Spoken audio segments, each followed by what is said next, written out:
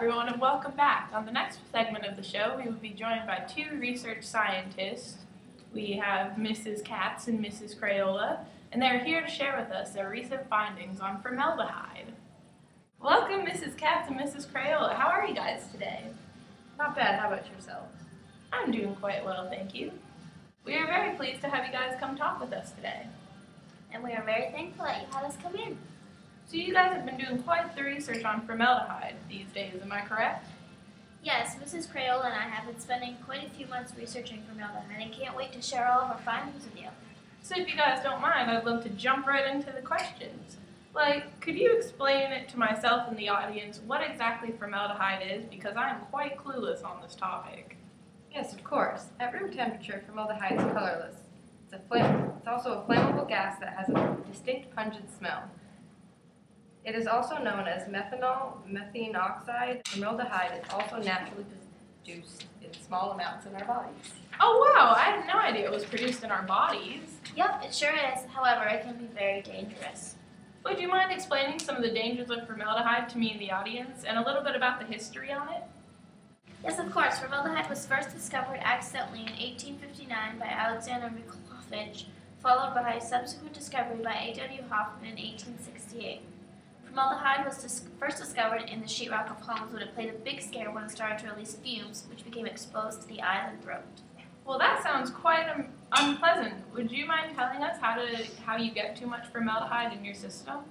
Sure. There are three main ways formaldehyde can get into your system. You can inhale it, you can digest it, and it can always play big dangers when it comes in contact with the skin. Well, there are definitely some serious ways of being affected by formaldehyde. There sure are. The most common side effects are irritation of the eyes, nose, throat, and skin. It is also possible that people with asthma may be more sensitive to the effects of inhaled formaldehyde. So these sound like pretty common side effects. Does it affect children more than adults? Yes, it can. Also, different levels of formaldehyde can affect those side effects by making them more severe. Children, however, are affected more throughout the products they use. There have been more recent studies about formaldehyde findings in many children and infant products. Are there any specific children's products you guys have found to contain levels of formaldehyde? Yes, we have found some of these ourselves and also spoken with fellow scientists about these. The most popular brand that we have detected formaldehyde containing was American Girl shampoos and body washes, Johnson & Johnson baby products, CVS products such as shampoos and lotions, Aveeno products, and many, many more. So these are just a few of the many tested products? Yep. Only a few. Now, you seem to have made numerous findings throughout your research. Is there anything that you guys are dying to share?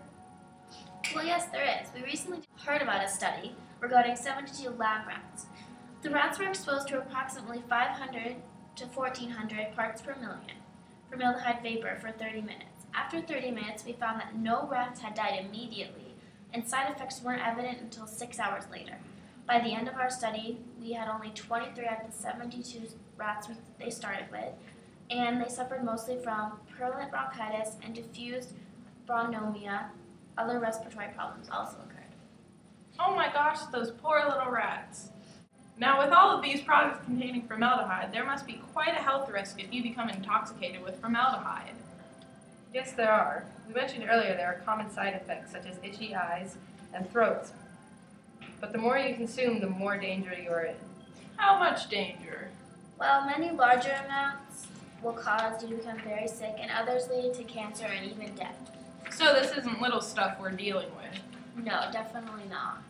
So I'm just curious, there has to be certain jobs that put you in more danger than others, right?